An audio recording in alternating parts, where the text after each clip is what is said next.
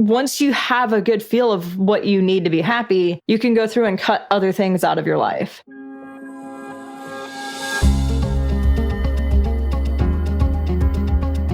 Welcome to the On Purpose Investor Podcast with your host, Eric and Tiffany Vogel. We spent several hard years building a rental property portfolio so we could have more time with our family and live our ideal life. Finding your path can be difficult, so we're here to help guide you along the way with lessons, tips, and tricks to design and implement your dream life through real estate investing. Now sit back, turn up the volume, and get ready for this episode of the On Purpose Investor. Hey Pathfinders, today we're going to be talking about your why.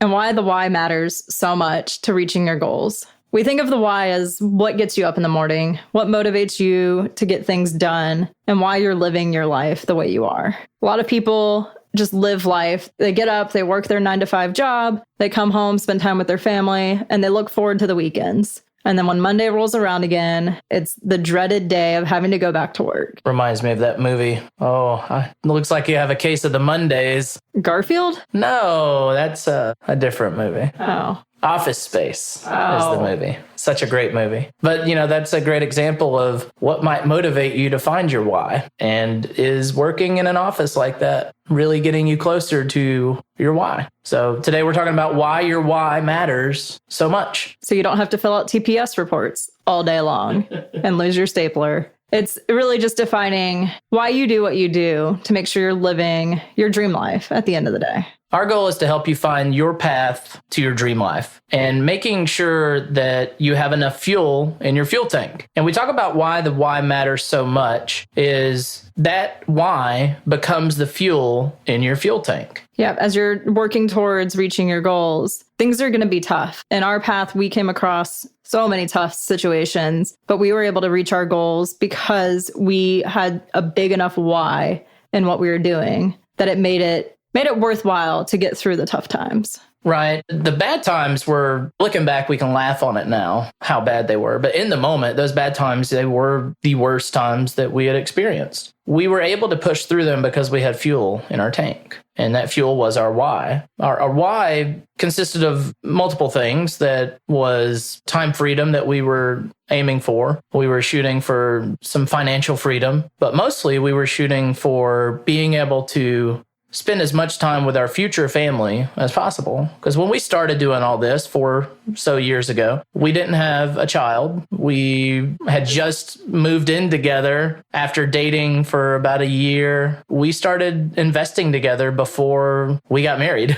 We bought houses before we got married. Yeah, I had a great corporate job that I recently left, and I really enjoyed it, but I didn't have the time freedom to hang out with our kid all day like I wanted to. So we realized we could use real estate so I could be a stay-at-home mom and that Eric could be able to come and go. He still wanted to work and I still want to work, but we have the flexibility to work an odd schedule so we can spend time with our son. And when he's at daycare, then we focus on working and have really found a great balance. But our why was so big that we knew we wanted to have a child by a certain time and didn't want to push it too far because we want to have more than one child and biological clocks tick. So we really put an emphasis on how many houses we needed and our goals. And our why really was the roadmap that we needed to reach our goals. And Tiffany is a very good integrator of making sure we are on time schedule. I am a very good visionary. I like to say, here's where I would like to be, and here's what a dream life might look like if we were able to make it. And Tiffany says, okay, let's put that on paper and figure out how we're going to actually make that happen. That's right. Our goal is to help you really set a clear vision for your life and what you want to achieve, and then help you break that into little bite-sized pieces through goals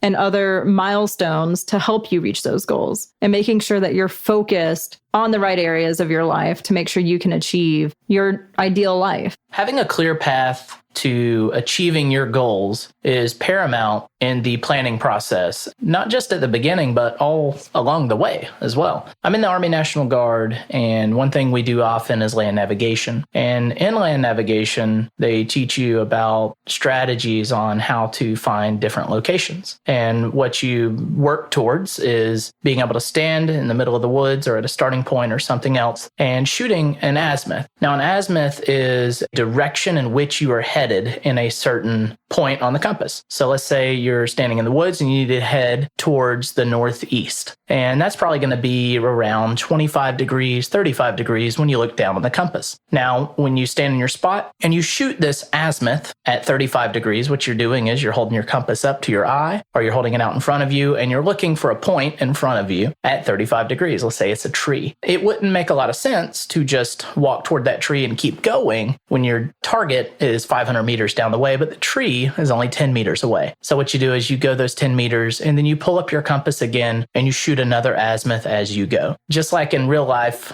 and just like in goal setting, it's very important that you don't just look at your goals and your destination just once and then start heading toward it. The path is so important that you stop, you analyze what you're doing, how you're doing. Is it going the way you want to? Are you getting closer towards your goals? Are you getting further away from them? So I would say it's very important to have an azimuth in your life, know where you're headed, and check it periodically. It's so important. Yeah. I think people have midlife crises because they have an idea for their life in their 20s, whether they go to college or they're straight out of high school or whatever the situation may be. They have an idea of how they want to live their life, but then you get caught up in paying the bills and a mortgage or paying rent, and you lose focus of what you want out of life. And then you have kids and it becomes even harder because you're in the nitty gritty of blowout poopy diapers 3 times a day, like we have been facing this week. So it's easy to lose track. And I think people wake up in their 50s or so and look around and they're like, holy crap, this is not the life I wanted. And it's just the direction that they set in their 20s wasn't focused enough. And they got off by a degree or two and they wound up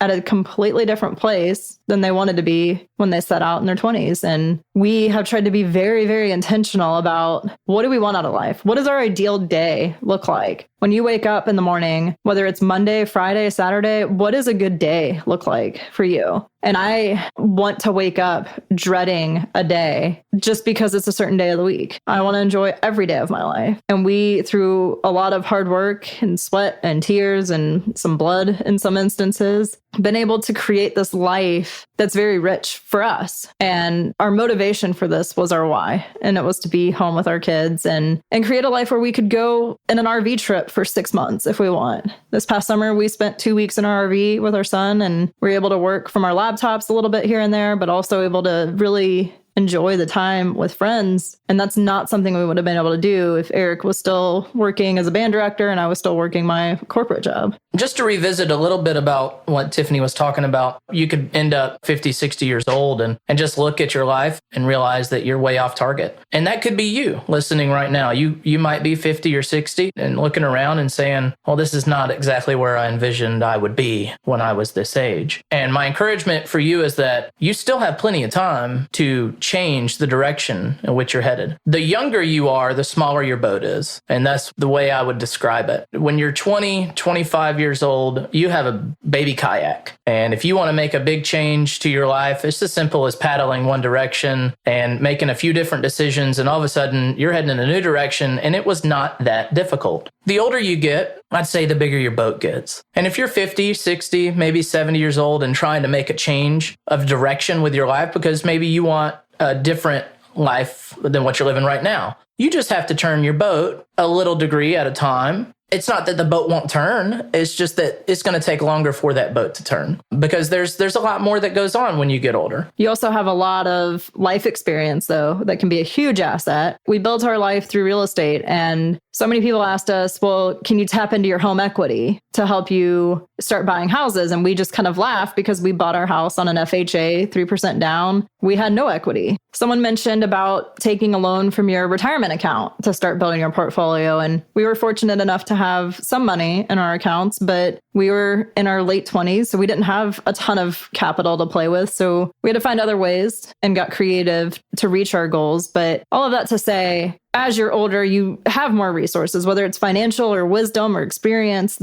We all start from a different place and have different tools. And it's finding the tools that you have and using them in the most impactful way to reach your goals. Different starting points, different toolboxes. That's what we're going to dig into a little bit now. When Tiffany and I first got together, it was very clear that her and I had a different toolbox. My toolbox consisted of creativity, willingness to try something new. I was very open to changes. My toolbox consisted of literal tools at times, working with my hands. I really enjoy getting after things and working with my hands. But when it comes to our theoretical toolbox and our working toolbox and how we get after our investing careers and chasing our goals, that toolbox, very important to identify what you have in your toolbox so that you can either work with your spouse or a partner or find someone that has complementary tools to what you have. Yeah, you need a solid team around you to help you as you reach your goals. And you might not have the exact same skill sets that we had, but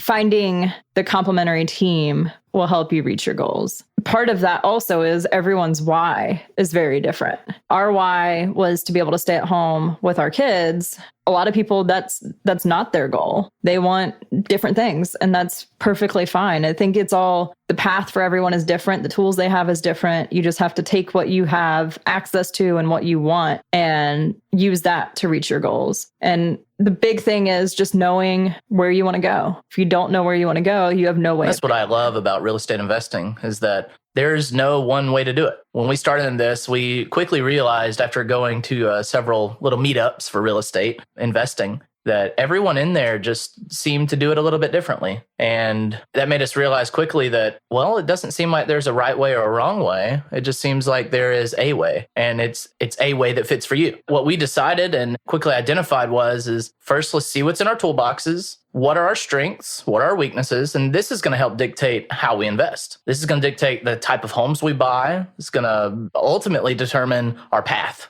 because our path was not very well defined right out the gate. We'll get into this later on a different episode about how we actually got started in all this. But I was a horrible landlord for the first house that we had. And it was actually my house. It was an accidental rental home. And like I said, we'll get into this on a different episode. But I was a really bad landlord. I realized quickly my toolbox did not consist of organization and strategies on being a good landlord. I was unorganized, and I didn't go pick up rent. So I politely called him an idiot and took over.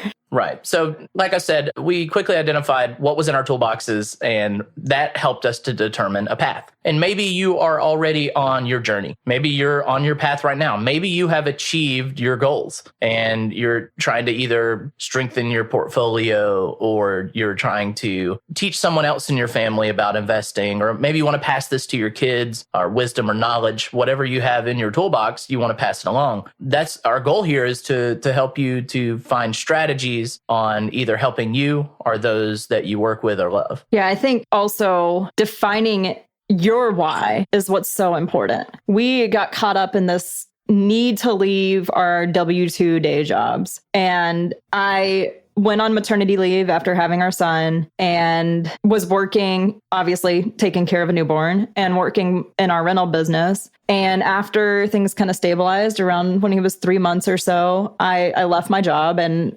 I spent a couple months not working and realized I need to work. I enjoyed what I did. And I went back part-time for probably about 6 months and enjoyed that, but didn't like that I wasn't able to leave during the day. I had set hours, 9 to 12, and I felt tied to my desk, and I hated that. So I wound up leaving that job, and not too long after that realized I really enjoyed it. So I'm looking and pursuing consulting opportunities at this point so I can have that time flexibility. But I potentially quit prematurely because I could have negotiated different terms with my employer. In our circles, there was so much of an emphasis on not having a quote unquote W-2 job. And because I had a W-2 job, I felt like I hadn't reached our goals. But that's what our friends' why was to not have a job and not be beholden to the man. But I enjoyed it. So I wanted more flexibility, and I'm pursuing a way to find that, but I really enjoyed what I did for my work, and that's okay. It's okay for me to have a W-2 because that's what makes me happy.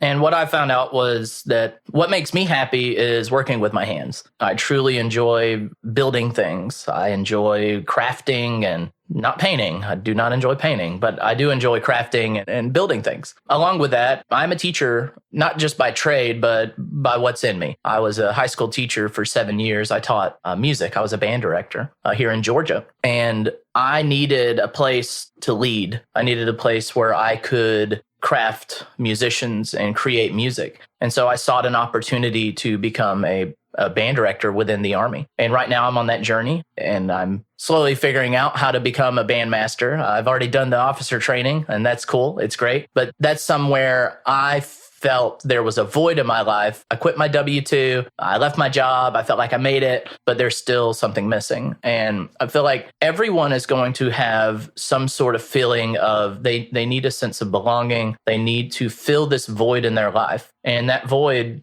is probably often going to be purpose. Why did God put you on earth? And it takes a lot of self-reflection, and sometimes it doesn't reach you until you're 30 or 50 or 60. But for me, it reached me when I was graduating high school. I realized that, music and band changed my life, and I needed to be a band director so I could change others' lives. That's something that stuck with me, was to be a teacher. So that's something that I need in my life. Whether or not it brings any monetary value is moot, because it doesn't matter if I make a lot of money teaching. I need that in my life to feel a sense of fulfillment. The beauty of real estate investing is it allows you to pursue things, whether you have the money coming in from that passion project or not. And that's why we put such a focus on our portfolio early on so that we could achieve these goals. When we first sat down and started talking about getting into investing, we had a conversation about what makes us happy. We sat down separately and made a list of our top 10 things that made us happy. And we found that a lot of the things on the list were very similar. We enjoy time outside. We love going camping, time together as a family. And we found a lot of the things don't cost a whole lot of money. I think the only thing on my list was wine and dark chocolate. And I like boxed wine. So it's not She's a cheap date. It's not an expensive thing that I need to be happy. Once you have a good feel of what you need to be happy, you can go through and cut other things out of your life. So for example, we,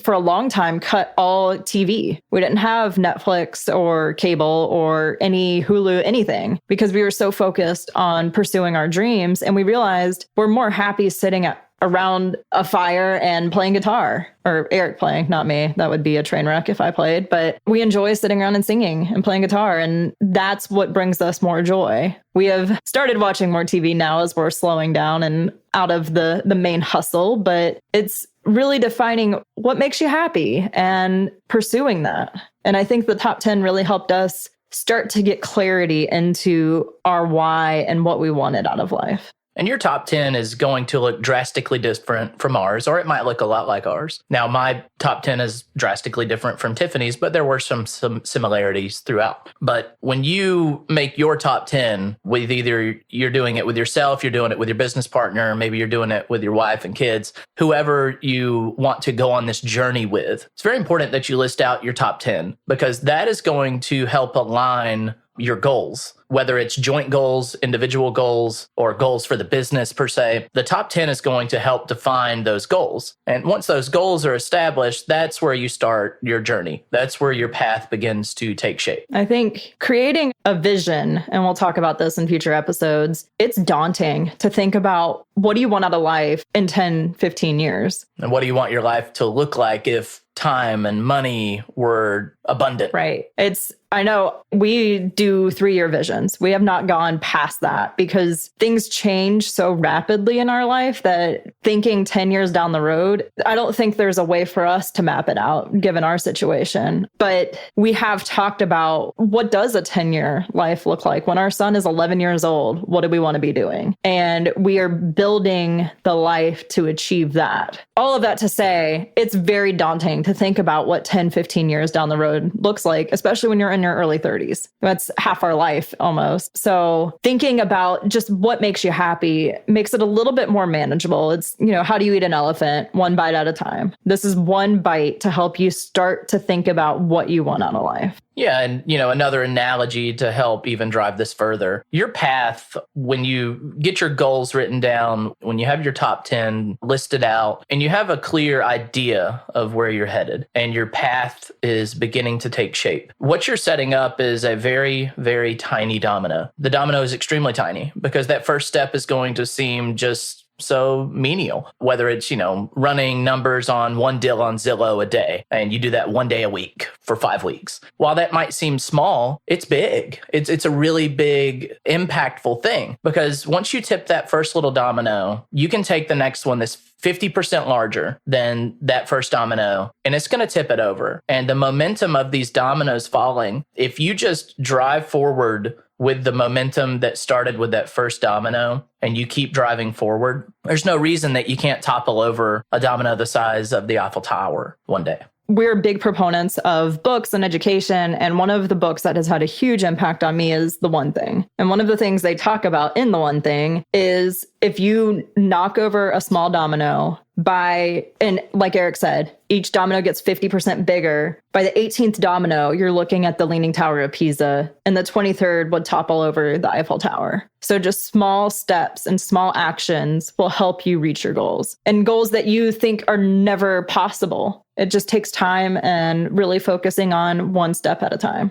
So I highly recommend you check out The One Thing. It's a book by Gary Keller and Jay Papasan, and they also have a fantastic podcast that's really helped us shape our business and our life. There's a series of podcasts that we've listened to along the way, and we'll give those shout outs, as we refer to the different teaching materials that we learned from those along the way. But The One Thing, definitely go check out that podcast. Thanks, y'all, for hanging out with us and listening to us talk about the why and why it's so important. How can you make the time you spent with us worthwhile? Is it making your top 10 list? Talking to your significant other or business partner about your why, or something else? Don't let the time you invested go to waste. You only get one life, so live it purposefully. That's all we have for you today. See you next time.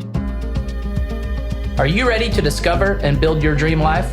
Then it's time to become a Pathfinder. Head over to onpurposeinvestor.com and sign up for our newsletter to get tips and tricks to help you find your path and get the latest from our blog. If you haven't already, we'd really appreciate an honest review on your favorite podcast app. If you're enjoying this show, share it with friends, family, and fellow investors. See you next time at the On Purpose Investor Podcast.